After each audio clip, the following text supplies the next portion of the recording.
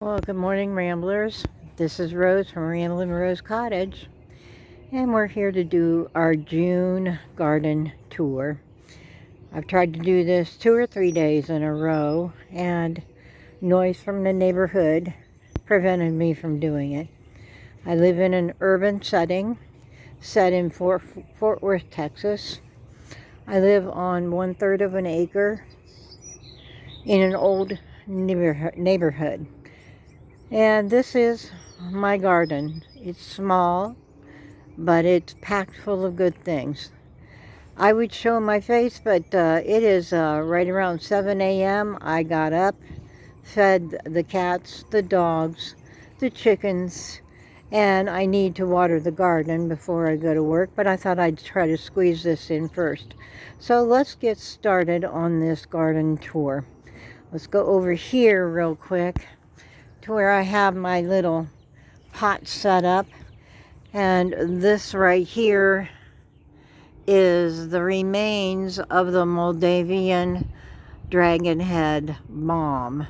This is a very, very nice herb that you can grow for teas. However, it does not like the hot weather of Texas. So it is now fading and will be going bye-bye. We'll be saying adios to us, and then I can try it again in the fall. Next to it is my chamomile. This was a volunteer from last year. I did not plant this from seed this year. It came up on its own, and I have been pulling the flowers off of it steadily. It's starting to look a little ragged. Probably the heat will do it in soon.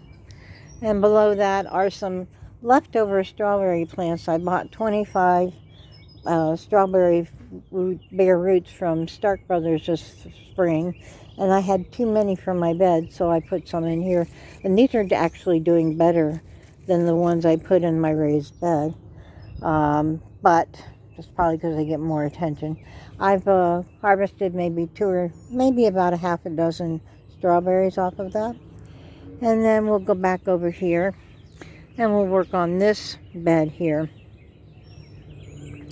This bed is an herb bed. I have over here is some bee balm, and I'm so very, very proud of this one. I planted that by seed and put it out in 2020, the spring of 2020, and this is the first year it has bloomed, and I've got several blooms here, and it's so pretty. I was so frustrated with this plant. I was going to tear it out at the end of the summer if it didn't bloom, and I think maybe the threats decided, it said, well, let's start blooming for Rose here. And then in here, right in here, I have planted calendula. Now, it looks kind of worse for wear, and it is, but it has been producing flowers on a daily basis, and then I cut them off when they're in good shape. These are not in good shape here, so I won't harvest these. But I cut them off. Excuse me, it's morning. And I dry them, and I'm going to make calendula salve out of those and put them in for sale in my Etsy shop. And next to it is this big, giant sage plant I planted from seed 3 years ago, and it's just there. Nothing can hurt it. I cut it down in the fall, and it comes back, and it's probably 3 feet across in diameter. And next to it, hidden, is my dianthus. This is black and white dianthus, and it just started blooming, and it is so, so pretty. And it smells nice too. And then I have 3 pots. These were I bought from Stark Brothers in 2021. These are bare root blackberries. And this year they have produced for the first time. And I have been eating blackberries off of these bushes probably for the last 2 or 3 weeks, and I'm almost done. There's a few left that are needing to get ripened up. Not very many. The birds and I fight over them. I have netting all over them, but the birds seem to find a way if they really want them. Anyway, that's that bed. And the next bed here is my zucchini bed. This blank spot here, I had a yellow zucchini in, and it succumbed to the dreaded vine borer, squash vine borer. I had to pull it this week, but I have 2 zucchini plants here. This one I've already gotten a harvest off of, and this one's still pretty young. They're kind of close together, so I don't know if they'll be competing with each other or not. We'll just have to see what happens here. But they're still looking pretty good. And then around the corner here in pots, I have my potatoes. I think they're getting close, especially this one over here on the end, to being harvested. I've never grown potatoes before. This is my first time. But everything I've read says to wait until they are starting to die. I'm going to give them another week or 2. And then we'll see where we go. And I'm so sorry. Again, I just got to. And over here, in the pots down below, this is a pineapple ground cherry. And it is starting to get flowers. So I should be seeing ground cherries probably in about a month or so. And this is purple opal basil. This is gaillardia. I started that from seed. In fact, I started almost 95%, maybe even 100% of the items here from seed or from rare roots. These are my sweet peppers. Over here we have, let's see if we have any on the vine here. I just did a harvest the other day. Oh, I don't see any. Yeah, there's one. Oh, I don't know if you can see it because of my fat arm. There we go. There's a Jimmy Nardello. And this is Genovese basil. And these are corbachis. They're also a sweet pepper, and they turn red. And they're very great grilled. I grow those every year. And next to them is some green beans. I just put in this blank space here. They're just starting to flower. I have green beans somewhere else, so these are just starting to flower. And then we have our tomatoes. And I am growing 2 different kinds of tomatoes this year. This one here and the one next to it across the way, those are Dr. Witchies or Dr. Whiteys. And I've harvested one off of them. And then in the middle here, the scrawny ones with the leaves that look sickly. Not sickly, but curled. That's just the way those leaves look most of the time. But anyway, that is purple Russians, and I have a bunch on the vine here. The Dr. Witchies has not produced as well. It's been very hot here, very, very hot. And this weekend we're going to be in the hundreds, and anything over, I think it is 90, and the fruit won't set. So we've had some trouble getting fruit set on tomatoes. There's a Dr. Weiss's right there. And these 2 here are Dr. Weiss's. And we'll swing around here. And we have a pretty, that's a pretty zinnia. That's a salmon zinnia. And it's mixed in with some of my spicier peppers, which are way too close together. Peppers do like to hold hands, but I think that zinnia's crowding things out here. But anyway, right here, this one here is, and I think we have some on there. Yes, we do. This is, if I can get it in focus, this is a poblano pepper. And the one next to it is a poblano pepper. And then behind there, and this one's a poblano pepper also. Behind there is the lute shower. I never know if I say that right, so if I've said it wrong, I apologize. These are a paprika pepper, and once they turn red, which they're just taking their good old time, I can harvest them and then dry them and grind them up for paprika. And let's finish this bed before we go to another bed. Over here is green beans. We have contender green beans on this side here, and over there is royal purple beans. Now my beans look fantastic. They're doing really well as far as the plants themselves. But I have not harvested many beans because of the heat. We get so hot that the blossoms drop. And so I've had to put shade cloth over them, but it's not really helping. So I've not harvested many beans, which is a disappointment. All right, and then back here we have, this is my asparagus bed, and I missed a couple asparaguses this year, and so I could have harvested this one right here, but I missed it. So, oh well.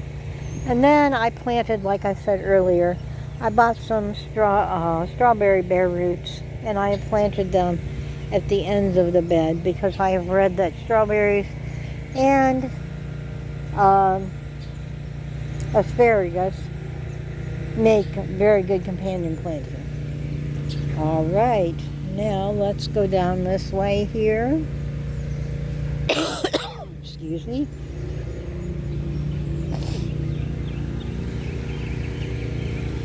This here, I am just anxiously waiting for these to open. They take forever.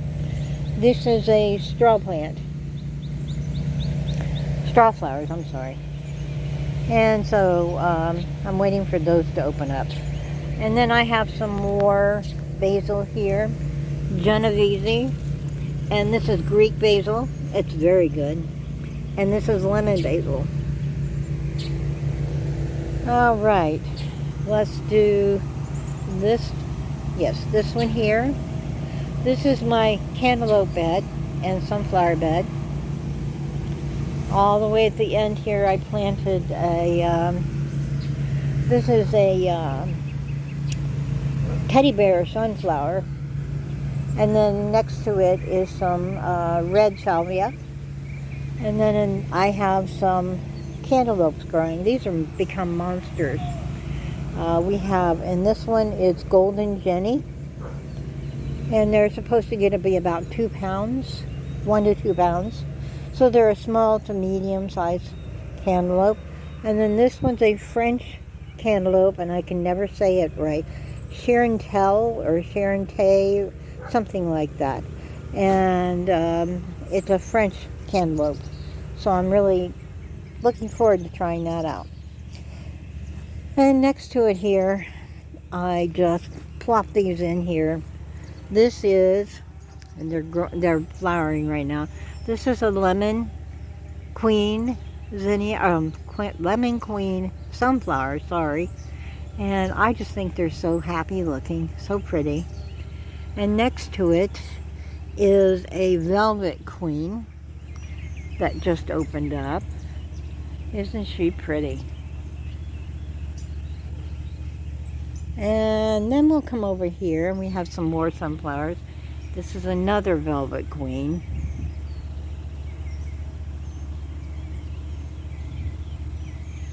And beside it is a lemon queen that has started to flower. And I'm anxiously waiting. This is an autumn beauty, and it has not stopped growing yet, so it's kind of behind. This one I'm waiting for it to open. I just can't wait. I'm anticipating it. This is called a chocolate cherry, and it's supposed to be a deep, deep red sunflower. So I'm really looking forward to when that opens up.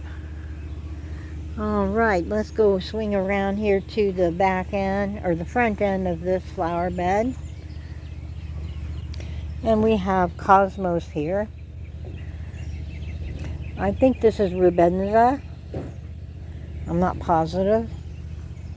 And then, and these need to be deadheaded.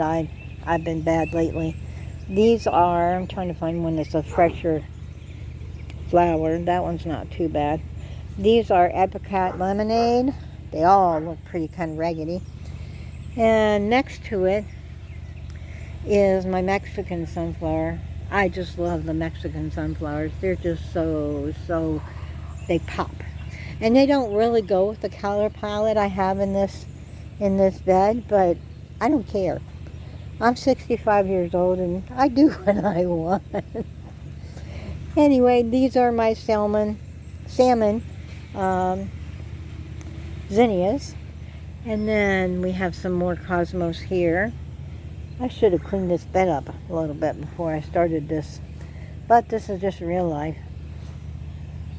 These are called pink picotee, I think. And those are red dazzlers. And down below I have some red salvia that's blooming. And this is Tulsi holy basil. And then some more red salvia. And another zinnia. And another chocolate cherry sunflower.